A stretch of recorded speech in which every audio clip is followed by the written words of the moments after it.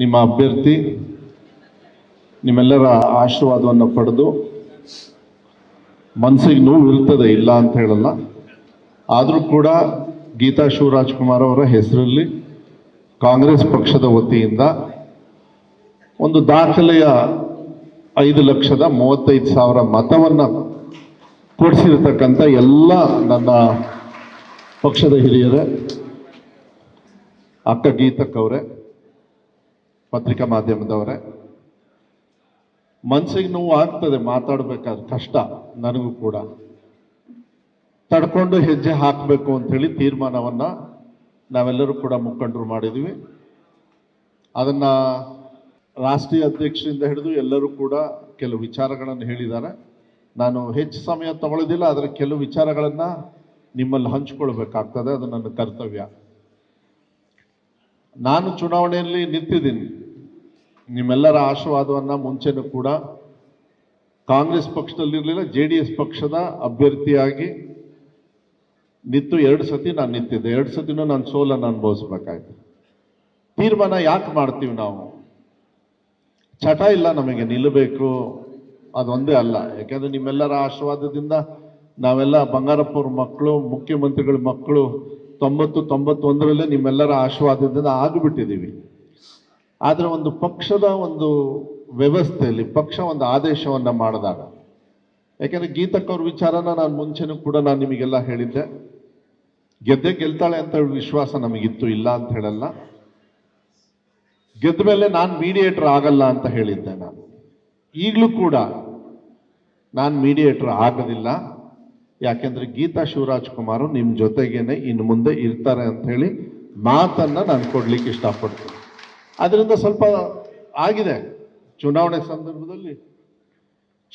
ಸಂದರ್ಭದಲ್ಲಿ ಗೀತಾ ಶಿವರಾಜ್ಕುಮಾರ್ ಅವರು ಅನೌನ್ಸ್ ಆದಮೇಲೆ ನಾವೆಲ್ಲ ಸ್ವಲ್ಪ, ಯಾಕೆಂದರೆ ಅಭಿನಂದನಾ ಕಾರ್ಯಕ್ರಮದಲ್ಲಿ ಅಭಿನಂದನೆ ಹೇಳಿ ಹೋಗ್ಬಿಡೋದು ಒಂದು ಭಾಗ. ನಿಮ್ಮ ಮನಸ್ಸಲ್ಲೂ ಎಲ್ಲರಿಗೂ ನಿಮಗೆ ಭಾಷಣ ಮಾಡಬೇಕು, ಇಲ್ಲ ಹಂಚ್ಕೊಳ್ಬೇಕು ಅಂತ ಆಸೆ ಇರ್ಬೋದು, ಇಲ್ಲ ಅಂತ ಹೇಳಲ್ಲ. ಅದಕ್ಕೆ ಇರ್ತದೆ, ನಾನು ಇಲ್ಲ ಅಂತ ಹೇಳಲ್ಲ. ಕೆಲವ್ರಿಗೆ ದುಃಖ ಇರ್ತದೆ, ಕೆಲವಲ್ಲಿ ಗೆದ್ದು ಬಿಟ್ಟಿದ್ದೀರಿ, ಈ ಥರ ಬೇರೆ ವಾತಾವರಣ ಇರುತ್ತೆ. ಈಗ ನಾನು ಸೌರಭದಲ್ಲಿ ಗೆದ್ದು ಮಿನಿಸ್ಟರ್ ಆಗೋ ಟೈಮಲ್ಲಿ ಬೇರೆ ವಾತಾವರಣ ಬರುತ್ತೆ. ಆದರೆ ಸೋತಾಗ ಅದು ಧೃತಿಗೆಡ್ತಕ್ಕಂಥ ಒಂದು ಸಂದರ್ಭ ಆದರೂ, ಮನಸ್ಸಿಗೆ ನೋವು ಆದರೂ ಕೂಡ ನಾವು ಚುನಾವಣೆನೇ ಯಾವ ರೀತಿ ಮಾಡಿದ್ವಿ ಅನ್ನೋದನ್ನ ನಾವು ಯೋಚನೆ ಮಾಡಬೇಕಾಗತ್ತೆ. ಗೀತಾ ಶಿವರಾಜ್ಕುಮಾರ್ ಅವರ ಹೆಸರನ್ನು ಅನೌನ್ಸ್ ಆಯಿತು. ನಮಗೆ 1 ವರ್ಷದ ಮುಂಚೆನೇ ಗೊತ್ತಿತ್ತು, ನಾನು ನಿಮಗೆಲ್ಲ ಹೇಳಿದ್ದೆ, ನಿಮಗೂ ಕೂಡ ಗೊತ್ತಿತ್ತು. ಆದರೆ ಒಂದು ಪಕ್ಷದ ವ್ಯವಸ್ಥೆಯಲ್ಲಿ ನಮಗಾಗಲೇ ಸೀಟ್ ಸಿಕ್ಬಿಡೋದು ಅಂತೇಳಿ ಹೇಳೋದಕ್ಕೂ ಆಗಲಿಲ್ಲ. ಗೀತಕ್ಕವ್ರನ್ನ ಅಷ್ಟರೊಳಗೆ ನಾವು ಕರೆಸ್ಕೊಳ್ಬೇಕಾಗಿತ್ತು. ಅಲ್ಲಿ ಸ್ವಲ್ಪ ವಿಫಲರಾಗಿದ್ದೀವಿ, ಇಲ್ಲ ಅಂತಕ್ಕಂಥದ್ದಲ್ಲ. ವಿರೋಧ ಪಕ್ಷದವರು ಭಾಳ ಹಗುರವಾಗಿ ಟೀಕಾ ಟಿಪ್ಪಣಿಯನ್ನು ಮಾಡಿದರು. ಅದನ್ನು ಅನ್ಸ್ಕೊಂಡ್ರು. ಒಬ್ಬರು ಹೆಣ್ಮಗಳಾಗಿ ಅವಳು ಕೂಡ ಯಾರ್ಯಾರಿಗೆ ಉತ್ತರ ಕೊಡಬೇಕೋ ಕೊಟ್ಟಿದ್ದಾರೆ. ಯಾಕೆಂದರೆ ಅವಳು ಬಂಗಾರಪ್ಪನ ಮಗಳು, ಅವಳು ಕೊಡ್ತಾಳೆ ಅಂತಕ್ಕಂಥದ್ದು ವಿಶ್ವಾಸ ನನಗಿದೆ. ಭಾಳ ಹಗುರವಾಗಿ ಮಾತ್ರ, ಇಲ್ಲ ಇರೋದೇ ಇಲ್ಲ, ಬರೋದೇ ಇಲ್ಲ, ಬೇಕಾದ ಸತಿ. ಹೋದ ಸತಿನೂ ಕೂಡ ನಿಂತಾಗ ಬಂದಾಗೆಲ್ಲ ಕುತ್ಕೊಂಡು ಮಾಧ್ಯಮದ ಎದುರುಗಡೆ ಬಂದು ಕುತ್ಕೊಳ್ಳೋದಕ್ಕಾಗಲ್ಲ ಯಾವುದೇ ವ್ಯಕ್ತಿಯಾಗಿ. ಈಗ ಸೋತಿದ್ದಾಳಪ್ಪ ಗೀತಾ, ಏನು ಮಾಡ್ತೀರಾ ಹೇಳಿ ನೋಡೋಣ. ನಾವು ರೆಡಿ ಇದ್ದೀವಿ. ಈಗ ನಾಳೆಯಿಂದ ಅವಳು ಬೆಳಗ್ಗೆ ಕೆಲಸ ಮಾಡೋಕ್ಕೆ ರೆಡಿ ಇದ್ದಾಳೆ ಪಕ್ಷದ ಪರವಾಗಿ. ಏನು ಮಾಡ್ಬೇಕಂತ ಇದ್ದೀರಿ ಹೇಳ್ರಿ ನೋಡೋಣ. ಅವಳಿಗೆ ಹೆಂಗೆ ದಾರಿ ತೋರಿಸ್ತೀರಿ? ಅದೇ ಈ ಸಭೆ. ಯಾಕೆಂದರೆ 5,35,000 ಜನರು ಇವತ್ತು ಗೀತಾ ಶಿವರಾಜ್ಕುಮಾರ್ ಅವ್ರನ್ನ ನಿಮ್ಮ ಮೂಲಕ ಆಶೀರ್ವಾದ ಮಾಡಿದ್ದಾರೆ, ಒಂದು ಇತಿಹಾಸವನ್ನು ಕೂಡ ಸೃಷ್ಟಿ ಮಾಡಿದ್ದಾರೆ. ನಾವು 5,35,000 ಜನರ ಹೃದಯವನ್ನು ಗೆದ್ದಿದ್ದೀವಿ, ಆಶೀರ್ವಾದವನ್ನು ಪಡೆದಿದ್ದೀವಿ. ಅವ್ರು ಯಾವ ರೀತಿ ಚುನಾವಣೆ ಮಾಡಿದ್ರೆ ಅವ್ರು ಬಿಟ್ಟುಬಿಡಿ, ಅದು ಬರುತ್ತೆ. ನಿಮಗೆ ಹೇಳ್ತೀನಿ ಕೇಳಿ, ಇನ್ನೂ 2 ತಿಂಗಳು 3 ತಿಂಗಳು ಆಗುತ್ತೆ ವಿಶ್ಲೇಷಣೆ ಮಾಡೋದಕ್ಕೆ. ಒಂದೇ ಸತಿ ಹೊರ ಹಾಕಕ್ಕೆ ಹೋಗ್ಬೇಡಿ. ನಾನು ಕೂಡ ಏನು ಹೊರಗೆ ಹಾಕಕ್ಕೆ ಹೋಗಿಲ್ಲ, ನಾನು ಸುಮ್ಮನೆ ಇದ್ದೀನಿ. ಯಾಕೆಂದರೆ ಬೂತ್ ಮಟ್ಟದಲ್ಲಿ ಸತ್ಯವಾಗ್ಲೂ ಹೇಳ್ತೀನಿ, ನಾನು ನನ್ನ ಜೀವನದಲ್ಲಿ ಇಂಥ ಚುನಾವಣೆ ನಾನು ಚೆನ್ನಾಗಿ ಮಾಡ್ತೀನಿ ಅಂತೇಳಿ ನಾನು ಅನ್ಕೊಂಡಿರ್ಲಿಲ್ಲ. ಕೇವಲ ಒಂದು 35-40 ದಿವಸದೊಳಗೆ ನಿಮ್ಮೆಲ್ಲರ ಆಶೀರ್ವಾದದಿಂದ ಬೂತ್ ಮಟ್ಟಕ್ಕೆ ನೀವು ಹೋಗಿ ಮತ ಕೇಳಿದ್ರಿ. ನೀವು ಮತ ಕೇಳ್ಬೇಕಾದ್ರೆ ಜನರೇನಾದ್ರು ಮತ ಕೊಡಲ್ಲ ಅಂದಿದ್ರ? ಯಾರಾದ್ರೂ ಬೈದು ಕಳಿಸಿದ್ರ? ನಿಮಗೆ ಎದ್ದು ಹೇಳ್ರಿ ನೋಡೋಣ. ನಾನು ಕೇಳ್ತಾ ಇದ್ದಪ್ಪ, ಯಾರಾದ್ರೂ ಬೈದಿದ್ರ, ಏನಾರ ಅಂದ್ರ ಕೇಳ್ರಿ ಅಂತ ಇದ್ದೆ. ಶಿವಮೊಗ್ಗದಲ್ಲಿ ಎಲ್ಲ ಮುಖಂಡರು ಕೂಡ, ಜಿಲ್ಲಾ ಅಧ್ಯಕ್ಷರಿಂದ ಹಿಡಿದು ಯಾರ್ಯಾರು ನಿಗಮ ಮಂಡಳಿ ಅಧ್ಯಕ್ಷರಿದ್ದಾರೆ, ಬೆಳಗ್ಗೆ 7 ಗಂಟೆಗೆ 6:15 ಹೋಗ್ಬಿಡೋರು, ಮನೆ ಬಾಗಿಲು ಕಾಯೋರು. ಆ ಥರ ಯಾವತ್ತೂ ಕೂಡ ಮಾಡಿರಲಿಲ್ಲ. ಪರವಾಗಿಲ್ಲ ಬಿಡಿ, ಗೀತಾ ಶಿವರಾಜ್ಕುಮಾರ್ ಅವರು ಸೋತಿದ್ದಾರೆ, ನುಂಗ್ಕೊಳ್ತೀವಿ, ಏನು ತೊಂದರೆ ಏನಿಲ್ಲ. ಆದರೆ ನಿಮ್ಮ ಜೊತೆಗಿರ್ತಕ್ಕಂಥ ಆ ವಾಗ್ವಾದವನ್ನು ಏನು ಕೊಟ್ಟಿದ್ಲು ಅದನ್ನು ಮಾಡ್ತಾರೆ. ಸ್ವಲ್ಪ ಬಿ ಜೆ ಪಿಯವ್ರಿಗೂ ಕೂಡ ಈ ಮನೆ ಒಡೆದ ಅಭ್ಯಾಸ ಅವರಿಗೆ ಮುಂಚೆದೂ ಕೂಡ, ಅದನ್ನು ಉಪಯೋಗ ಮಾಡ್ಕೊಳ್ತಾರೆ. ಅದು ಚುನಾವಣೆ ಒಂದು 10 ದಿವಸ ಇರಬೇಕಾದ್ರೆ ಯಾರನ್ನ ಯಾವ ರೀತಿ ಉಪಯೋಗ ಮಾಡಿಕೊಂಡ್ರು. ಯಾಕೆಂದ್ರೆ ಈಗ ನಾನು ಏನಾರೋ ಒಂದು ಚರ್ಚೆ ಮಾಡಿದ ತಕ್ಷಣ ಹಾಕ್ಬಿಡ್ತಾರೆ ಮಾಧ್ಯಮದವರು. ಆದರೆ ಒಂದು ತಿಳ್ಕೊಳ್ಳಿ, ಈ ಚುನಾವಣೆಯಲ್ಲಿ 2 ಕಡೆಗೆ ನಾವು ಸ್ವಲ್ಪ ಎಲ್ಲೋ ಒಂದು ರೀತಿಯಲ್ಲಿ ನೆಗ್ಲೆಕ್ಟ್ ಮಾಡಿದ್ವಾ ಅಂತಕ್ಕಂಥದ್ದು. ಇದು ರಾಜ್ಯ ಮಟ್ಟದಲ್ಲಿ ನಾನು ಹೇಳ್ತಾ ಇರೋದು, ಶಿವಮೊಗ್ಗನೂ ಸೇರಿ.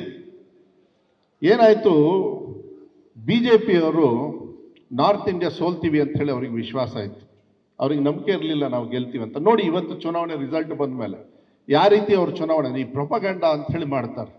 ಬಿ ಜೆ ಪಿಯವರು ಪ್ರೊಪಗಂಡ ಮಾಡೋದ್ರಲ್ಲಿ ನಿಸಿಮ್ರವರು, ಅಂದರೆ ಕೆಟ್ಟ ಬುದ್ಧಿಯಲ್ಲಿ, ಒಳ್ಳೆ ಬುದ್ಧಿಯಲ್ಲಿ ಏನು ಮಾಡಲ್ಲ ತಗೊಳ್ರಿ ಅವರು. ಹೋದ ಸತಿ ಪುಲ್ವಾಮಾ ಬಾಂಬ್ ಹಾಕಿದ್ರು, ಅದನ್ನ ಏನೋ ಒಂದು ಪ್ರಚಾರ ತಗೊಂಡ್ರು. ಅದಕ್ಕಿಂತ ಮುಂಚೆ ಹಿಂದುತ್ವ ಅಂದ್ರು. ಈ ಸತಿನೂ ರಾಮಂದು ಅಯೋಧ್ಯೆಯಲ್ಲಿ ಮಾಡಿದ್ದು ರೀಸನ್ನೇ ಅದು, ರಾಮನ ಹೆಸರಲ್ಲಿ ನಾವು ಗೆದ್ದು ಬಿಡ್ತೀವಿ ಅಂತ. ಆ ರಾಮನ ಜನ್ಮಭೂಮಿಯಲ್ಲೇ ಬಿ ಜೆ ಪಿಯವರು ಸೋತಿದ್ದಾರೆ ಅಂದರೆ ಇವತ್ತು ಬಿ ಜೆ ಪಿಯವರು ಈ ದೇಶ ಆಳೋದಕ್ಕೆ ಲಾಯಕ್ಕೆ ಇಲ್ಲ ಅಂತಕ್ಕಂಥ ಒಂದು ಭಾವನೆಯನ್ನು ನಾವು ಹೇಳಬೇಕಾಗತ್ತೆ. ಯಾಕಂದ್ರೆ ರಾಮನ ಹೆಸರಲ್ಲೇ ಇವತ್ತು ಅಧಿಕಾರವನ್ನು ತಗೊಂಡಿದ್ದಾರೆ.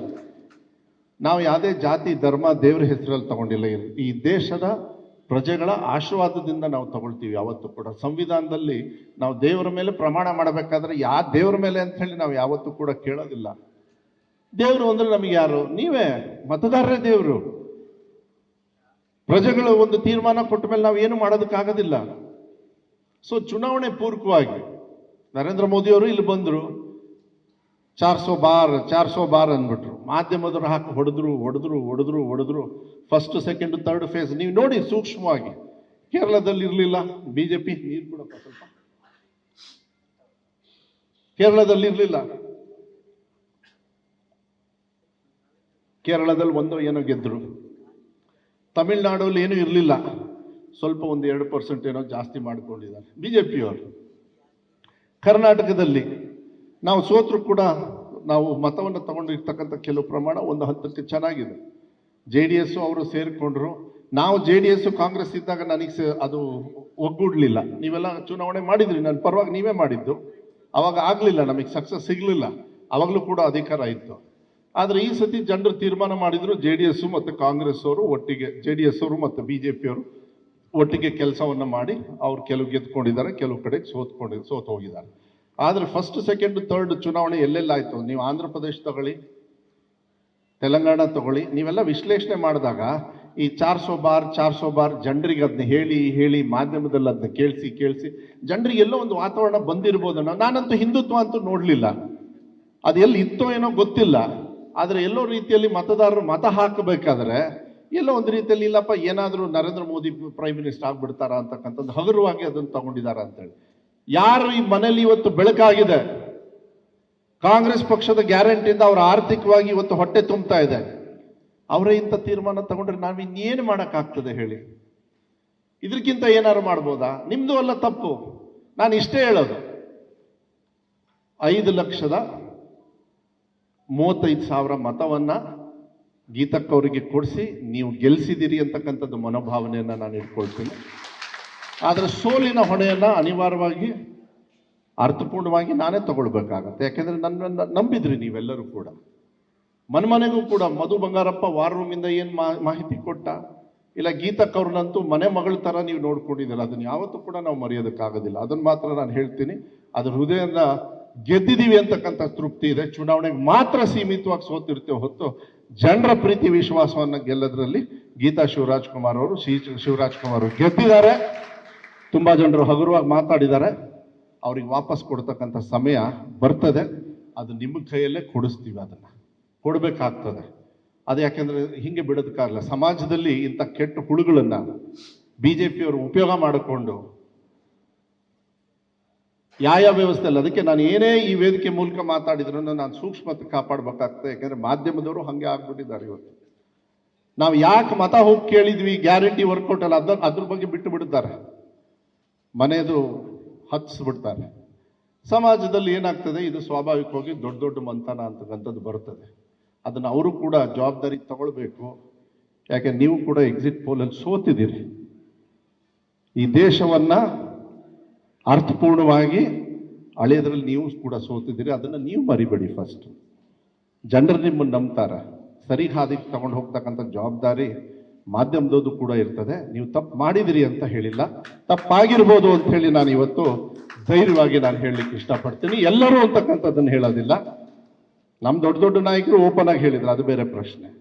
ಆದರೆ ನಿಮ್ಮ ಜವಾಬ್ದಾರಿನೂ ಕೂಡ ಇರ್ತದೆ, ಹುಷಾರಾಗಿರ್ಬೇಕಾಗ್ತದೆ. ಗೀತಾ ಶಿವರಾಜ್ಕುಮಾರ್ ಅವರು ಒಂದು 30 ದಿವಸದೊಳಗೆ ಇಂಥ ಮುಖಂಡರ ಜೊತೆಗೆ ಸೇರಿ ಬರೀ 30 ದಿವಸದಲ್ಲಿ 10 ವರ್ಷಕ್ಕೆ ಇದ್ದುಬಿಟ್ಟು ಸುಳ್ಳು ಹೇಳಿಕೊಂಡು ಮತ ಕೇಳೋದು ಒಂದು. ಆದರೆ 30 ದಿವಸದೊಳಗೆ 5,35,000 ಕೊಟ್ಟಿರ್ತಕ್ಕಂಥ ಪುಣ್ಯಾತ್ಮರನ್ನ ನಾವು ಯಾವತ್ತೂ ಕೂಡ ನಾವು ಮರೆಯೋದಿಲ್ಲ ಅಂತಕ್ಕಂಥದ್ದನ್ನು ಹೇಳಲಿಕ್ಕೆ. ಮತ್ತು ಎಲ್ಲೋ ಒಂದು ರೀತಿಯಲ್ಲಿ ಇನ್ನೊಂದು ವಿಚಾರ, ಇದನ್ನು ನಾನು ಯಾಕೆಂದರೆ ರಿಪೋರ್ಟ್ ಮಾಡಿ ನಾವು ಕಳಿಸ್ಬೇಕಾಗತ್ತೆ, ಯಾಕೆಂದರೆ ವರಿಷ್ಠರಿಗೆ, ಯಾಕೆಂದರೆ ವರಿಷ್ಠರು ಅದನ್ನು ಅರ್ಥ ಮಾಡ್ಕೊಳ್ಬೇಕು, ಗೊತ್ತಾಗಬೇಕು. ಸೊ ಮಾಧ್ಯಮದ ಮೂಲಕ ಜನರಿಗೆ 400 ಬಾರ್ ಬಂದಿಲ್ಲಲ್ಲ, ಈಗ ಏನು ಮಾಡ್ತೀರಿ ಮಾಧ್ಯಮದವ್ರು ಹೇಳ್ರಿ ನೋಡ. ಮೋದಿನ ಹೆಂಗೆ ಎಕ್ಸೆಪ್ಟ್ ಮಾಡ್ತೀರಿ ನೀವೀಗ? ಈ ದೇಶದ ಪ್ರಧಾನಮಂತ್ರಿ 400 ಬಾರ್ ಅಂತ ಹೇಳಿ 200 ಚಿಲ್ಲರೆಗೆ ಬಂದು ಕುತ್ಕೊಂಡಿದ್ದಾರಾ? ಅದಕ್ಕೆ ಏನು ಉತ್ತರ ಕೊಡ್ತೀರಿ? ಅದಕ್ಕೇನಾದ್ರು ಬರ್ದಿದ್ದೀರಾ ನೀವು? ಬರ್ದಿಲ್ಲ, ಬರೆಯಲ್ಲ ನೀವು. ಬರಿಬೇಕು. ಕಾಂಗ್ರೆಸ್ ಅಲ್ಲಿ ಶಿವಮೊಗ್ಗ ಸೋತಿರ್ಬೋದು, ಯಾಕೆ ಉತ್ತರ ಕರ್ನಾಟಕದಲ್ಲಿ ಗೆದ್ದಿಲ್ವಾ? ಉತ್ತರ ದೇಶದಲ್ಲಿ ಕತ್ತಿಲ್ವಾ? ನಾರ್ತ್ ಇಂಡಿಯಾದಲ್ಲಿ ಗೆದ್ದಿಲ್ಲ? ಹೀನಾಯವಾಗಿ ಬಿಜೆಪಿಯವ್ರು ಸೋತಿಲ್ಲ? ಅಯೋಧ್ಯದಲ್ಲಿ ಸೋತಿಲ್ಲ? ಯಾರೋ ಮೆಸೇಜ್ ಕಳಿಸಿದ್ರಿ ಈಗ, ಎಲ್ಲೆಲ್ಲಿ ರಾಮ ಓಡಾಡಿದಾನೆ ಎಲ್ಲ ಕಡೆನೂ ಬಿಜೆಪಿ ಸೋತ್ ಹೋಗಿದೆ. ಅದು ಒಂದು 7-8 ಕಡೆಗೆ ನಿಮ್ಮ ವಾಟ್ಸಪ್ ಗ್ರೂಪಲ್ಲಿ ಮಾಧ್ಯಮದಲ್ಲಿ ಹಾಕ್ತೀವಿ ನಾವು. ಎಲ್ಲೆಲ್ಲಿ ರಾಮನ ಹೆಸರು ಹೇಳ್ಕೊಂಡು ಎಲ್ಲೆಲ್ಲಿ ಓಡಾಡಿದ್ದಾರೆ, ನಮ್ಮ ಕೊಪ್ಪಳನೂ ಸೇರಿ. ಕೊಪ್ಪಳದಕ್ಕೂ ರಾಮನಿಗೂ ನಂಟಸ್ಕೆ ಇದೆ, ಅದು ಕೆಲವು ಇದಾವೆ. ಅದನ್ನೆಲ್ಲ ಸೋತಿದ್ದಾರೆ, ಅದನ್ನೆಲ್ಲ ನೀವು ಬರೆಯಲ್ಲ. ಬರಿಬೇಕು. ಯಾರು ಹಿಂದುತ್ವ ಅಂತ ಹೇಳ್ಕೊಂಡು ಹೋದ್ರು ಇವತ್ತು ಸೋತ್ ಹೋಗಿದ್ದಾರೆ ಅವರು. ನಾವು ಈ ದೇಶದ ಒಂದು ಪ್ರಜಾಪ್ರಭುತ್ವದಲ್ಲಿ ಏನು ಸಂವಿಧಾನವನ್ನು ನೋಡಿಕೊಂಡು ಎಷ್ಟು ಹಗುರವಾಗಿ ಕನ್ನಡ ಬರಲ್ಲ, ಇದು ಬಹಳ ಮುಖ್ಯ ನಮ್ಮ ಮಾಧ್ಯಮದವರಿಗೆ. ನಮ್ಮ ಮಧು ಬಂಗಾರಪ್ಪ ಅವ್ರ ಹೆಸರು ಅದು ಬಹಳ ಮುಖ್ಯ ನಿಮಗೆ. ಇದು ದೇಶ ಹೊಟ್ಟೆ ತುಂಬತದ? ಮಧು ಬಂಗಾರಪ್ಪ ಒಳ್ಳೆ ತೀರ್ಮಾನ ತಗೊಂಡ, ನಮ್ಮ ಮಕ್ಕಳಿಗೆ ಕಾಪಿ ಹೊಡಿಬಾರ್ದು ಅಂತ ಹೇಳಿ ಅದನ್ನು ಬಿಟ್ಟರು, 20% ಮಾರ್ಕ್ಸ್ ಕೊಟ್ಟರು ಅಂತ ಹೇಳಿ. ಯಾಕೆ? ಕಾಪಿ ಮಾಡಿಸಿ ನಿಮ್ಮನ್ನು ಪಾಸ್ ಮಾಡಿಸ್ಬೇಕಾಯ್ತಾ ಮಕ್ಕಳಿಗೆ? ಕಾಂಗ್ರೆಸ್ ಪಕ್ಷ ಏನೇ ತೀರ್ಮಾನ ತಗೊಂಡ್ರೂ ಕೂಡ ಈ ದೇಶದ ಹಿತದೃಷ್ಟಿಯಿಂದ ಎಲ್ಲ ಸಮಾಜದ ಏನು ಸಂವಿಧಾನದಲ್ಲಿ ಬರೆದಿದ್ದಾರೆ ಅದನ್ನು ಮಾತ್ರ ಇವತ್ತು ಕಾಂಗ್ರೆಸ್ ಪಕ್ಷ ಮತ್ತು ಬಂಗಾರಪ್ಪವ್ರ ಮಕ್ಕಳಾಗಿ ನಾವು ಮಾಡ್ಕೊಂಡು ಬಂದಿದ್ದೀವಿ ಹೊರತು ಯಾವುದೇ ಥರದ ಸ್ವಾರ್ಥ ರಾಜಕಾರಣವನ್ನು ನಮ್ಮ ಅಪ್ಪ ಆಗಲಿ, ಕಾಂಗ್ರೆಸ್ ಪಕ್ಷ ಆಗಲಿ, ಗೀತಕ್ಕವರಾಗಲಿ, ಶಿವರಾಜ್ಕುಮಾರ್ ಅವರಾಗಲಿ ಮಾಡಿಲ್ಲ. ಇನ್ನೊಂದು ವಿಚಾರ, ನಾವು ಸ್ವಲ್ಪ ಎಲ್ಲ ಇದ್ವಿ. ಪಾಪ ನಾಗರಾಜ್ ಗೌಡ್ರು ಭಾಷಣ ಮಾಡ್ಬೇಕಾದ್ರೆ ಮತ್ತೆ ಇವತ್ತು ಮಾತಾಡಿದರು. ನಾಗರಾಜ್ ಗೌಡ್ರು ಇನ್ಮೇಲೆ ಹುಷಾರಾಗಿರ್ಬೇಕು ನಾವು ಚುನಾವಣೆ ಮಾಡಬೇಕಾದ್ರೆ. ಆದರೆ ನಿಮಗೆ ಬೇಸ್ಗಿರಿ ಕೊಡ್ತೀನಿ, ಯಾಕಂದರೆ ಶಿಕಾರಿಪುರದವ್ರು ನೀವು ಎತ್ತಿದ ಕೈ ಎತ್ತಿ ತೋರಿಸಿದ್ರೆ ಅದು ನಿಜವಾಗ್ಲೂ ಇಷ್ಟ. ಏನಂತ ಹೇಳಿದರು? ಏನೋ ಗ್ಯಾರಂಟಿ. ಮಧು ಬಂಗಾರಪ್ಪ ಅವರು ಪ್ರಣಾಳಿಕೆ ಉಪಾಧ್ಯಕ್ಷ ಆಗಿದ್ದರು. ನಾವು ಆ ಗುಂಗಲ್ಲೇ ಇದ್ವಿ. ಏನಂತ? ಗ್ಯಾರಂಟಿಯಿಂದನೇ ಈ ಸರ್ಕಾರ ಬಂದ್ಬಿಟ್ಟಿದೆ ಅಂತ ಭಾಷಣನೂ ಮಾಡಿಬಿಟ್ಟೆ. ಹೆಣ್ಮಕ್ಳು ಹೆತ್ತಿರೋ ಸರ್ಕಾರ ಅಂತಕ್ಕಂಥ ಎಷ್ಟೊಂದು ಕಡೆಗೆ ನಾವು ಭಾಷಣ ಮಾಡ್ಕೊಂಡು ಬಂದಿದ್ವಿ. ಚಪ್ಪಾಳೆನೂ ಕೂಡ ಹೆಣ್ಮಕ್ಳು ಕೂಡ ಗೀತಕ್ಕವ್ರಿಗೆ ಅರಿಶಿನ ಕುಂಕುಮ ಕೊಟ್ಟು ಆಶೀರ್ವಾದ ಮಾಡಿ ಮತನೂ ಹಾಕಿದ್ದಾರೆ ಅಂತ ಹೇಳಿ ನಾನು ಭಾವಿಸ್ತೀನಿ. ಸೋತಿರ್ಬೋದು ಗೀತಕ್ಕವ್ರು, ಅದು ಬೇರೆ ಪ್ರಶ್ನೆ. ಯಾಕೆಂದ್ರೆ ಅಷ್ಟೊಂದು ಆಶೀರ್ವಾದ ಮಾಡಿ ಹೆಣ್ಣು ಮಕ್ಕಳಿಗೆ ಮೋಸ ಮಾಡ್ತಾರೆ ಅಂತಕ್ಕಂಥದ್ದು ನಮ್ಮ ಕರ್ನಾಟಕ ರಾಜ್ಯದಲ್ಲಿ ಮತ್ತು ವಿಶೇಷವಾಗಿ ಶಿವಮೊಗ್ಗದಲ್ಲಿ ಇಲ್ಲ ಅಂತ ಹೇಳಿ ಭಾವಿಸ್ತೀನಿ. ಆದರೆ ನಾವು ಈ ಸರ್ಕಾರ ಬಂದಿರೋದು ಗ್ಯಾರಂಟಿಯಿಂದ ಅಂತ ಹೇಳಿ, ಆದರೆ ಒಂದು ವಿಫಲರಾಗಿದ್ದೀವಿ ಅಂತ ಹೇಳಿ ನನಗೆ ಅನಿಸುತ್ತೆ. ಗ್ಯಾರಂಟಿ ಯೋಜನೆಯಿಂದ ನಮ್ಮ ಸರ್ಕಾರ ಬಂದಿದೆ, ಆದರೆ ಭ್ರಷ್ಟಾಚಾರದಿಂದ ಹೋದ್ಸತಿ ಬಿಜೆಪಿ ಹೀನಾಯವಾಗಿ ಸೋತಿದೆ ಅಂತ ಹೇಳೋದ್ರಲ್ಲಿ ಮತದಾರರಲ್ಲಿ ನಾವು ಹಿಂದೆ ಹೋಗಿದ್ದೀವಿ. ಅದನ್ನ ಇವತ್ತಿಂದ ಮಾಡಬೇಕಾಗತ್ತೆ. 57,000 ಕೋಟಿ ಇವತ್ತು ಬಡವರ ಮಡಿಲಿಗೆ ಹಾಕಿದೀವಿ ನಾವು. ಅದರಲ್ಲಿ ಕಮಿಷನ್ ತಗೊಳ್ಳಲ್ಲ ನಾವು. ಕಮಿಷನ್ ಕೊಟ್ಟು ತಗೊಂಡಿದ್ರಿ ಯಾರು ಒಬ್ಬರಾದ್ರು? ನೀವೆಲ್ಲ ಬೆಳಗ್ಗೆ 7 ಗಂಟೆಗೆ ಹೋಗ್ತಾ ಇದ್ರಿ, ಪ್ರಸನ್ನ ಅವರು, ನೀವೆಲ್ಲ ಸಿಟಿ ಲೀಡರ್ಸ್ ಎಲ್ಲ ಹೋಗ್ತಾ ಇದ್ರಿ. ನಮ್ಮ ಕಲ್ಲಿಲ್ಲ, ನೀವೆಲ್ಲ ಫೋನ್ ಮಾಡಿ ಹೇಳ್ತಾ ಇದ್ರಿ ಏನಂತ? ಇಲ್ಲ ಮರಣ, ನಿಮ್ದೇ 2,000 ರೂಪಾಯಿ ಬರೋ ತಿಂಡಿ ತಿನ್ನೋ ಟೈಮಿಗೆ ತಿಂಡಿ, ಕಾಫಿ ಕೊಡೋ ಟೈಮಿಗೆ ಕಾಫಿ, ನಿಮ್ಮಿಂದನೇ ಸಹಾಯ ಎಲ್ಲ ಹೇಳಿದ್ರು. ಓಟ್ ಹಾಕಿದ್ರೆ ಏನೋ ಬೇರೆ ಪ್ರಶ್ನೆ, ನಂಬಿಕೆ ಮೇಲೆ ಹೋಗ್ತೀರಪ್ಪ. ನೀವಾದ್ರೂ ಇನ್ನೇನು ಮಾಡ್ತೀರಿ? ಇಡೀ ರಾಜ್ಯದಲ್ಲಿ ಎಲ್ಲ ಕಾಂಗ್ರೆಸ್ ಪಕ್ಷದ ಮುಖಂಡರು ಧೈರ್ಯವಾಗಿ ಹೋಗಿ ಮತ ಕೇಳಿರೋದು ಹೈಯೆಸ್ಟ್ ಇದೇ ಚುನಾವಣೆ ಅಂತ ಅನ್ಸುತ್ತೆ. ಯಾಕೆಂದ್ರೆ ನಮ್ಮ ಕಾರ್ಯಕ್ರಮ ಮನೆಗೂ ಕೂಡ ಅವರಿಗೆ ಸಹಕಾರ ಆಗಿದೆ ಅಂತಕ್ಕಂಥದ್ದು ನಿಟ್ಟಿನ ಮೇಲೆ ನಾವು ಕೇಳಿದ್ವಿ. ತೀರ್ಮಾನ ಜನರು ತಗೊಂಡ್ಮೇಲೆ ಏನು, ಯಾಕೆಂದ್ರೆ ಈ ಪ್ರಜಾಪ್ರಭುತ್ವದಲ್ಲಿ ಪ್ರಭುಗಳೇ ಪ್ರಜೆಗಳಲ್ಲ, ಅವ್ರು ಹೇಳ್ದಂಗೆ ನಾವು ಒಪ್ಕೊಳ್ಬೇಕಲ್ಲ. ಈಗ ನಾನು ಸೋತಿದ್ದೀವಿ ಅಂತ ಸೋತಿದ್ದೀವಿ, ಏನು ಪರವಾಗಿಲ್ಲ ಬಿಡಿ, ಪರವಾಗಿಲ್ಲ. ಗೀತಕ್ಕವರು ಕೂಡ ಅದ್ರ ಬಗ್ಗೆ ಮಾತಾಡ್ತಾರೆ. ನಾನು ದಯವಿಟ್ಟು ಒಂದು ಮಾತನ್ನು ಹೇಳಲಿಕ್ಕೆ ಇಷ್ಟಪಡ್ತೀನಿ. ಸರ್ಕಾರ ನಮ್ದಿದೆ, ಸರ್ಕಾರ ನಿಮ್ದಿದೆ, ಒಳ್ಳೆ ಒಗ್ಗಟ್ಟ ಕೆಲಸವನ್ನು ಮಾಡ್ಕೊಂಡು ಹೋಗೋಣ. ಪ್ರಸನ್ನ ಅವರು ಭಾಳ ಅರ್ಥಪೂರ್ಣವಾಗಿ ಹೇಳಿದರು. ಯಾಕೆಂದ್ರೆ ಬಹಿರಂಗವಾಗಿ ಈಗ ಯಾರೋ ಹಿರಿಯರು ಏನೋ ಒಂದು ಮಾತಾಡಿದ್ರು, ಮಾಧ್ಯಮದವ್ರು ಅದನ್ನ ಹಾಕಿರ್ತಾರೆ ಗೊಂದಲ ಅಂತ ಹೇಳಿ. ಬೇಡ, ಬಿಟ್ಟು ಬಿಡೋಣ. ಸರ್ಕಾರ ನೀವೇನೇ ನಾನೇನೇ ತಪ್ಪು ಮಾಡಿದ್ರು ನನ್ನ ಸರ್ಕಾರ, ನೀವೇನೋ ಹೇಳಿಕೆ ಕೊಟ್ರೇನು ನಿಮ್ಮ ಸರ್ಕಾರನೇ, ನಂದೇನು ಸರ್ಕಾರ ಆಗೋದಿಲ್ಲ. ಜನರಿಂದ ಆಯ್ಕೆ ಆಗೋ ಸರ್ಕಾರಕ್ಕೆ ನಾವು ತೊಂದರೆ ಕೊಡೋದು ಬೇಡ. ನಾವು ನಿಮ್ಮ ಜೊತೆಗಿರ್ತೀವಿ, ನಿಮ್ಮ ಸಹಕಾರಕ್ಕಿರ್ತೀವಿ, ಪಕ್ಷದ ಸಂಘಟನೆಗಿರ್ತೀವಿ, ಕೆಲಸ ಕಾರ್ಯಗಳಲ್ಲಿ ಇರ್ತೀವಿ. ನಾವೇನಾದ್ರ ಬಗ್ಗೆ ಏನಿಲ್ಲ. ಅಭಿವೃದ್ಧಿ ಕೆಲಸನೂ ಆಗ್ತದೆ, ನೀವೇನು ಧೈರ್ಯವಾಗಿರಿ. ಯಾಕೆಂದರೆ ಅದನ್ನೆಲ್ಲ ಮಾನ್ಯ ಮುಖ್ಯಮಂತ್ರಿಗಳ ಜೊತೆಗೆ ನಾವೆಲ್ಲರೂ ಕೂಡ ವಿಚಾರಗಳನ್ನು ಮಾತಾಡಿದ್ದೀವಿ. ಆಗ್ತದೆ, ಇಡೀ ರಾಜ್ಯದಲ್ಲಿ ಆಗಿದೆ, ಅದೇನು ಬೇರೆ ಪ್ರಶ್ನೆ ಏನಿಲ್ಲ. ಆದರೆ ಇವತ್ತು BJP ಅಧಿಕಾರ ದೇಶದಲ್ಲಿ ಆಳ್ಬೋದು, ಆದರೆ ಆಂತರಿಕವಾಗಿ ಅವರು ಸೋತಿದ್ದಾರೆ. ನಾವು ಜನರನ್ನ ವಿಶ್ವಾಸದಲ್ಲಿ ಗೆದ್ದಿದ್ದೀವಿ, ಮತದಲ್ಲಿ ಗೆದ್ದಿಲ್ಲದೆ ಇರ್ಬೋದು. ಆದರೆ ಆ ವಿಶ್ವಾಸದ ಮತವನ್ನು ಕೂಡ ಮುಂದಿನ ದಿನಗಳಲ್ಲಿ ಜಿಲ್ಲಾ ಪಂಚಾಯತಿ ಬರುತ್ತೆ, ತಾಲೂಕ್ ಪಂಚಾಯತಿ ಬರುತ್ತೆ. ನೀವು ಯಾವ ರೀತಿ ಮನೆಗೂ ಕೂಡ ಇವತ್ತು ನಿಮ್ಮ ಅಭ್ಯರ್ಥಿಯನ್ನ ಗೀತಾ ಶಿವರಾಜ್ಕುಮಾರ್ ಅವ್ರನ್ನ ಗೆಲ್ಲಿಸ್ಬೇಕು ಅಂತ ಹಠ ಛಲದಿಂದ ಏನು ನೀವು ಹಗಲು ರಾತ್ರಿ ನೀವು ದುಡಿದಿದ್ದೀರಿ, ಗೀತಕ್ಕವರು ಕೂಡ ನಿಮ್ಮ ಚುನಾವಣೆಗಳನ್ನು ಹಠ ಛಲದಿಂದ ಗೆಲ್ಲಿಸ್ತಕ್ಕಂಥ ಜವಾಬ್ದಾರಿಯನ್ನು ಅವಳು ತಗೊಳ್ತಾರೆ, ನಾವು ತಗೊಳ್ತೀವಿ. ಅದ್ರ ಹಿಂದೆ ಯಾವತ್ತೂ ಕೂಡ ಶಿವರಾಜ್ಕುಮಾರ್ ಅವರ ಆಶೀರ್ವಾದ ಸಹಕಾರ ಇದ್ದೇ ಇರ್ತದೆ. ಅದಕ್ಕೆ ಅವರಿಗೆ ನಾನು ಧನ್ಯವಾದಗಳನ್ನು ನಾನು ಶಿವಣ್ಣವರಿಗೆ ನಾನು ಹೇಳಲಿಕ್ಕೆ ಇಷ್ಟಪಡ್ತೀನಿ. ಯಾಕೆಂದರೆ ನಿಜ, ಶಿವರಾಜ್ಕುಮಾರ್ ಅವ್ರನ್ನ ಮಲ್ಲಿಕಾರ್ಜುನ್ ಖರ್ಗೆ ಅವರು ಸೊರಬದಲ್ಲಿ ಕೇಳಿದ್ರು, ಬೇರೆ ಬೇರೆ ಕಡೆನೂ ಓಡಾಡೋಕ್ಕಾಗುತ್ತಾ ಅಂತ. ಹೋದ ಸತಿ ಅದನ್ನ ಚುನಾವಣೆಯಲ್ಲಿ ಶಿವರಾಜ್ಕುಮಾರ್ ಅವರು ಮಾತಾಡಿದರು. ಇವತ್ತು ಶಿವರಾಜ್ಕುಮಾರ್ ಅವರ ಬಗ್ಗೆ ಮಾತಾಡೋದಕ್ಕೆ ಎಲ್ಲರಿಗೂ ಭಯ. ಒಬ್ಬನು ಮಾತ್ರ ಒಬ್ಬ ಸ್ಯಾಡಿಸ್ಟ್ ಇದ್ದಾನೆ ಈ ದೇಶದ, ಈ ರಾಜ್ಯದಲ್ಲಿ. ನೀವು ಅವ್ರು ರಿಪೇರಿ ಮಾಡೋದಕ್ಕಾಗೋದಿಲ್ಲ. ಯಾಕಂದರೆ ನಮ್ಮ ಅಪ್ಪನ ಕೈಯಲ್ಲೇ ನಮ್ಮ ಅಮ್ಮನ ಕೈಯಲ್ಲೇ ರಿಪೇರಿ ಮಾಡೋಕ್ಕಾಗಲ್ಲ. ಸಮಾಜದಲ್ಲಿ ಅವ್ನು ರಿಪೇರಿ ಆಗೋದಿಲ್ಲ. ನೀವು ತಲೆ ಕೆಡಿಸ್ಕೊಳ್ಳೋದು ಬೇಡ. ಈಗ ಬ್ರೇಕಿಂಗ್ ನ್ಯೂಸ್ ಹೋಗುತ್ತದು. ಆದರೆ ಮಾಧ್ಯಮದವ್ರಿಗೆ ಹೇಳ್ತೀನಿ, ಅದೆಲ್ಲ ಇಂಪಾರ್ಟೆಂಟ್. ಗೀತಕ್ಕ 5,35,000 ಲೀಡಲ್ಲಿ ಮುಂದಿನ ದಿನಗಳಲ್ಲಿ ಗೆಲ್ಲಿಸ್ತಕ್ಕಂಥ ಶ್ರಮವನ್ನು ನಮ್ಮ ಪಕ್ಷದ ಯಾವುದೇ ಅಭ್ಯರ್ಥಿ ಆಗಲಿ ಆ ಥರ ದುಡಿತಕ್ಕಂಥ ಕೆಲಸವನ್ನು ಈ ಬರ್ತಕ್ಕಂಥ ಜಿಲ್ಲಾ ಪಂಚಾಯತಿ, ತಾಲೂಕ್ ಪಂಚಾಯತಿ, ಯಾವುದೇ ಚುನಾವಣೆ ಆಗಲಿ, ಅದ್ರ ಜೊತೆಗೆ ಆಯನೂರು ಮಂಜುನಾಥ್ ಅವರು ಕೂಡ ಹಗಲು ರಾತ್ರಿ ದುಡಿದ್ರು. ಪಾಪ ಅವರು ದುಡಿದು, ನೀವು ಕೂಡ ಅದನ್ನು ಅವರೇ ಹೇಳಿದರು. ನಾನು ಹೆಚ್ಚು ಚರ್ಚೆ ಮಾಡೋಕ್ಕೆ ಹೋಗೋದಿಲ್ಲ. ಇತಿಹಾಸ ಕಾಂಗ್ರೆಸ್ ಪಕ್ಷದಲ್ಲಿ ಇಷ್ಟೊಂದು ಅದ್ಭುತವಾಗಿ ಭಾಳ ಅರ್ಥಪೂರ್ಣವಾಗಿ ಕೆಲಸ ಮಾಡಲಿಲ್ಲ ಮತದಾರರು. ಅವರು ಬೇರೆ ಮಾಧ್ಯಮದಲ್ಲೂ ಕೂಡ ಬೇರೆ ಬೇರೆ ರೀತಿ ವರ್ಣನೆ ಮಾಡಿದ್ದಾರೆ. ಯಾಕೆಂದರೆ ಪ್ರಬುದ್ಧರು, ಈ ಟೀಚರ್ಸು ಮತ್ತು ಡಿಗ್ರಿ ಹೋಲ್ಡರ್ಸು ಭಾಳ ಬುದ್ಧಿ ಇರೋರು, ಅವರು ತಪ್ಪು ಮಾಡಿದಾಗ ಅವ್ರಿಗೆ ಬೈಯಕ್ಕೆ ಹೋದರೆ ಭಾಳ ಕಷ್ಟ ಆಗ್ಬಿಡುತ್ತೆ. ಅವ್ರಿಗೆ ಅರ್ಥ ಆಗುತ್ತೆ ಅಂಥೇಳಿ ಒಂದು ದಿವಸ ಭಾವಿಸ್ತೀನಿ ಅಷ್ಟೇ. ಅದು ಬಿಟ್ಟರೆ ನಾನು ಹೇಳೋದಕ್ಕಾಗೋದಿಲ್ಲ. ಕೆ ಮಂಜುನಾಥ್ ಅವರಿಗೇನು ಕೂಡ ನೀವು ಸಹಕಾರ ಮಾಡಿದ್ರಿ. ನಾನು ಚಿತ್ರದುರ್ಗ ಶ್ರೀನಿವಾಸ್ ಪರವಾಗಿ ಅವ್ರು ಗೆದ್ದರು. ಗುಲ್ಬರ್ಗಕ್ಕೆ ಹೋಗೋಕ್ಕಾಗಲಿಲ್ಲ, ಅವ್ರು ಗೆದ್ದರು. ಬೆಂಗಳೂರಲ್ಲಿ ರಾಮೋಜಿಗೌಡ ಅಂಥೇಳಿ ಅವರು ಕೂಡ ಗೆದ್ದರು. 3 BJP ಅವ್ರು ಗೆದ್ದರು, 3 ನಾವು ಗೆದ್ವಿ. 500 ಅವ್ರು ಗೆಲ್ತಾರೆ ಅಂಥೇಳಿ ಆಸೆ ಇತ್ತು ಗೀತಕ್ಕವರು, ಶಿವಣ್ಣವರಿಗೂ. ಮತ್ತು ನಿಮ್ಮ ಜೊತೆಗೆಲ್ಲ ಎಲ್ಲ ಕಡೆನೂ ಕೂಡ ಹಗಲು ರಾತ್ರಿ ದುಡಿದ್ರು. ಎಲ್ಲ ಕಡೆನೂ ಕೂಡ ಆಗುತ್ತೆ ವ್ಯತ್ಯಾಸಗಳು, ಅದೇನು ಪರವಾಗಿಲ್ಲ. ಅದನ್ನು ನುಂಗ್ಕೊಂಡು ಮುಂದೆ ಹೋಗ್ತಕ್ಕಂಥ ಒಂದು ಕೆಲಸವನ್ನು ನಾವು ಮಾಡೋಣ. ಸರ್ಕಾರ ನಿಮ್ಮ ಜೊತೆಗಿರ್ತದೆ, ನಿಮ್ಮ ಜೊತೆಗೆ ನಾನು ಕೂಡ ಇರ್ತೀನಿ, ಗೀತಾ ಶಿವರಾಜ್ಕುಮಾರ್ ಅವರು ಇರ್ತಾರೆ. ಆದರೆ ದಯವಿಟ್ಟು ನಾನು ಎಲ್ಲ ಬ್ಲಾಕಿನ ಅಧ್ಯಕ್ಷರಿಗೆಲ್ಲ ಅನುಭವಿಸ್ತೀರಿ, ನೀವೆಲ್ಲರೂ ಇದ್ದೀರಿ. ಗೀತಾ ನೀವು ಯಾವಾಗಾದರೂ ಅವಳು ಎನಿ ಟೈಮ್ ಬರ್ತಾಳೆ, ನೀವು ಆವಾಗ ಇವಾಗ ಅಂತ ಹೇಳಿ ಕೇಳೋದು ಬೇಡ. ನೀವು ನಾಳೆ ಬೆಳಗ್ಗೆನಾ ಆಯಿತು, ಸ್ವಲ್ಪ ಸಮಯ ಮುಂಚೆ ಹೇಳಿ. ಯಾಕೆಂದರೆ ಜವಾಬ್ದಾರಿ ಅವಳಿಗೂ ಕೂಡ ಬೇರೆ ಬೇರೆದಿದೆ. ಆದರೆ ಬರಲ್ಲ ಅಂತ ಮಾತ್ರ ಯಾವತ್ತೂ ಹೇಳೋದಿಲ್ಲ. ಒಂದು ವಾರ, ಒಂದು 10 ದಿವಸ ಮುಂಚೆ ಏನಾದರೂ ಹೇಳಿ. ಆಮೇಲೆ ಆಫೀಸ್ ಇರ್ತದೆ, ಮನೆಯೂ ಇರ್ತದೆ. ಇಲ್ಲಿ ನಮ್ದು 2 ಮನೆಯೂ ಕೂಡ, ಈಗೇನು ಗೀತಕ್ಕ ಅವರಿಗೆ ಅಂತ ಹೇಳಿ ನಾವು ಕೆಲಸ ಕಾರ್ಯಗಳಿಗೆ ತಗೊಂಡಿದ್ದು, ಆ ಮನೆಯೂ ಕೂಡ ಇರ್ತದೆ, ಅಲ್ಲೂ ಕೂಡ ಆಫೀಸ್ ಇರ್ತದೆ. ನಮ್ಮ ಮನೇಲಿ ನಾನು ಹೇಳೋದು ಅವರು ಇರ್ತದೆ. ಮುಂದೆ ಕೆಲವು ಬದಲಾವಣೆಯನ್ನು ಬರ್ತದೆ, ಅದೇನು ಅಂತ ಹೇಳಿ ಮಾಡಲ್ಲ. ಯಾಕೆಂದರೆ ಅದು ಶಿವರಾಜ್ಕುಮಾರ್ ಅವರು, ಗೀತಕ್ಕವರು ಆ ಬದಲಾವಣೆಯನ್ನು ಮಾಡಿ ತೋರಿಸಿ ಮುಂದಿನ ದಿನಗಳಲ್ಲಿ ಹಾದಿಯನ್ನು ಹಾಕ್ತಾರೆ ಅಂತ ಹೇಳಿ, ಮತ್ತೊಮ್ಮೆ ನಾನು ಎಲ್ಲ ಪಕ್ಷದ ಕಾರ್ಯಕರ್ತರಿಂದ ಹಿಡಿದು ಮುಖಂಡರಿಂದ ಹಿಡಿದು ಯಾರ್ಯಾರು ಪಕ್ಷಕ್ಕೆ ಸೇರ್ಪಡೆ ಆಗಿ ಕೂಡ ಸಾಕಷ್ಟು ಜನ ನೀವೆಲ್ಲರೂ ಕೂಡ ದುಡ್ದಿದ್ದೀರಿ. ಯಾವತ್ತೂ ಕೂಡ ನಿಮ್ಮನ್ನು ಮರೆಯೋದಿಲ್ಲ, ನಿಮ್ಮ ಮನಸ್ಸಿಗೆ ನೋವು ಮಾಡೋದಿಲ್ಲ. ನೀವು ಸೋತಿದ್ದೀನಿ ಅಂತ ಹೇಳಿ ನೀವು ಯಾವತ್ತೂ ಕೂಡ ಬೇಜಾರು ಮಾಡ್ಕೊಳಕ್ಕೆ ಹೋಗ್ಬಿಡ್ರಿ. ಚುನಾವಣೆಯಲ್ಲಿ ಅಭ್ಯರ್ಥಿ ಮಾತ್ರ ಸೋಲ್ಬೋದು, ವಿಶ್ವಾಸವನ್ನು ಸೋಲ್ಸೋದು ಬೇಡ. ಯಾಕೆಂದರೆ ನಾವು ವಿಶ್ವಾಸಕ್ಕೆ, ಆ ನಂಬಿಕೆ ವಿಶ್ವಾಸನ ನಾವು ಕಳ್ಕೊಂಡ್ಬಿಟ್ರೆ ಕಷ್ಟ ಆಗ್ಬಿಡುತ್ತದೆ. ಇಲ್ಲಿವರೆಗೂ ಬಂದಿದ್ದೀವಿ, ಏನು ಪರವಾಗಿಲ್ಲ ತಗೊಳ್ಳಿ, ಏನು ಪರವಾಗಿಲ್ಲ, ನಾವು ಧೈರ್ಯವಾಗಿದ್ದೀವಿ. ಗೀತಾ ಶಿವರಾಜ್ಕುಮಾರ್ ಅವರು ಧೈರ್ಯವಾಗಿದ್ದಾರೆ, ಶಿವರಾಜ್ ಕುಮಾರ್ ಅವರು ಕೂಡ ಧೈರ್ಯವಾಗಿರ್ತಾರೆ. ಹಿಂದೆ ಇದ್ದು ಶಿವರಾಜ್ ಕುಮಾರ್ ಅವರು ಕೂಡ ಮಾರ್ಗದರ್ಶನವನ್ನು ನಮಗೆಲ್ಲ ಕೊಡ್ತಾರೆ, ನಾನು ಈಗಲೂ ಕೂಡ ಕೊಡ್ತಾ ಇರ್ತಾರೆ.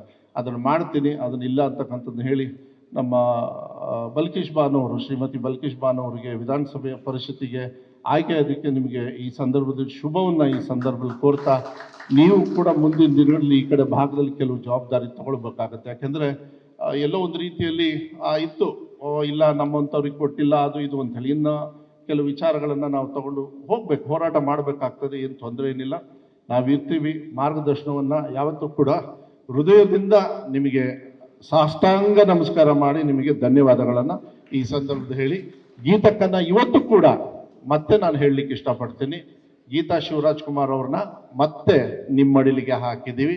ಆಶೀರ್ವಾದ ಮಾಡಿ ಅವಳನ್ನು ಉಪಯೋಗ ಮಾಡಿಕೊಂಡು ದಾರಿ ತೋರಿಸ್ತಕ್ಕಂಥ ಕೆಲಸವನ್ನು ನೀವೆಲ್ಲರೂ ಮಾಡ್ತೀರಾ ಅಂತಕ್ಕಂಥದ್ದನ್ನು ಈ ಸಂದರ್ಭದಲ್ಲಿ ಹೇಳ್ತಾ, ಮತ್ತೊಮ್ಮೆ ವೇದಿಕೆ ಮೇಲಿರ್ತಕ್ಕಂಥ ಎಲ್ಲರಿಗೂ ಕೂಡ ಹೃದಯಪೂರ್ವಕವಾಗಿ ಧನ್ಯವಾದಗಳನ್ನು ಈ ಸಂದರ್ಭದಲ್ಲಿ ಇಲ್ಲಿ ಬಂದಿರತಕ್ಕಂಥ ಮುಖಂಡರು ಮತ್ತು ಗೀತಕ್ಕ ಶಿವಣ್ಣವರಿಗೂ ಕೂಡ ನಾನು ಪಕ್ಷದ ಪರವಾಗಿ ಧನ್ಯವಾದಗಳನ್ನು ಈ ಸಂದರ್ಭದಲ್ಲಿ ಹೇಳಿ, ಗೀತಕ್ಕವ್ರಿಗೂ ಕೂಡ ನಾನು ಧನ್ಯವಾದಗಳು ಹೇಳಿ ನನ್ನ ಮಾತು ಮುಗಿಸ್ತೇನೆ. ನಮಸ್ಕಾರ. ನ್ಯೂಸ್ ಫಸ್ಟ್ ನಿರ್ಭೀತಿಯಿಂದ ನಿಮ್ಮ ಪರವಾಗಿ.